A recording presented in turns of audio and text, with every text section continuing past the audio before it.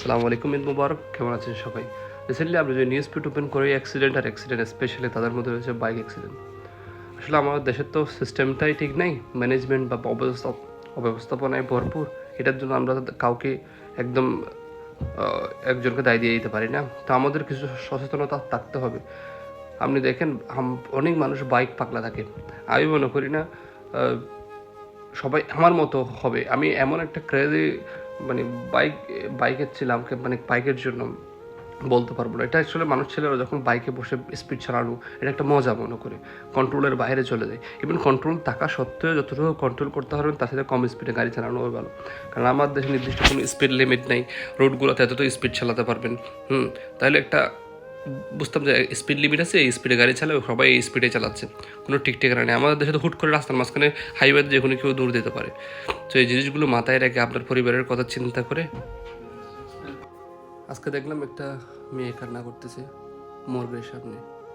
মৃত্যু হওয়ার পরে মনে হয় তাকে ওই যে লাশ কাটার করে নিয়ে গেছে, তো ওই মর্গের মধ্যে সামনে কান্না করতেছে বিভিন্ন রকম নিজের স্মৃতিগুলো নিয়ে, কি বলছে কি বলেনি ওগুলো কথা শুনতে না এসে রাফির আব্বু বলে ডাকতেছে মেয়েটা। তো অনেকগুলাই ভিডিও দেখতেছি কিন্তু খুব মনের মধ্যে লেগে গেল, এটা কষ্ট লাগতেছে। নিজের জানটাকে নিজে বলিদান দেওয়ার কোনো দরকার নেই।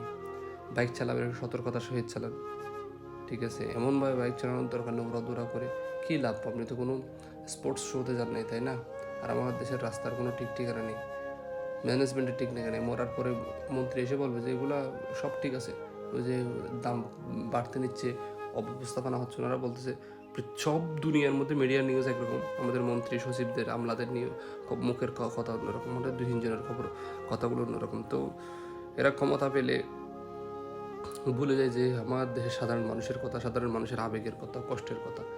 তো সাথে আমাদেরও দোষ আছে, আমরাও অনেক নিয়ন্ত্রণহীন হয়ে পড়ি। আমাদের নিজেদেরকে নিজেরা নিয়ন্ত্রণ করতে হবে। তো এই জিনিসটা মাথায় রাখবেন।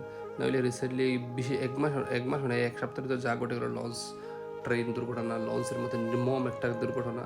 ওই যে একটা ছেলের পুরোটাই ফাটা একদম ভিতরে লঞ্চের অ্যাক্সিডেন্টে ঢাকায় ঢুকে গেল ছিল। মানে এতটাই নির্মমতা, এটা আপনি দেখে সহ্য করতে পারবেন না।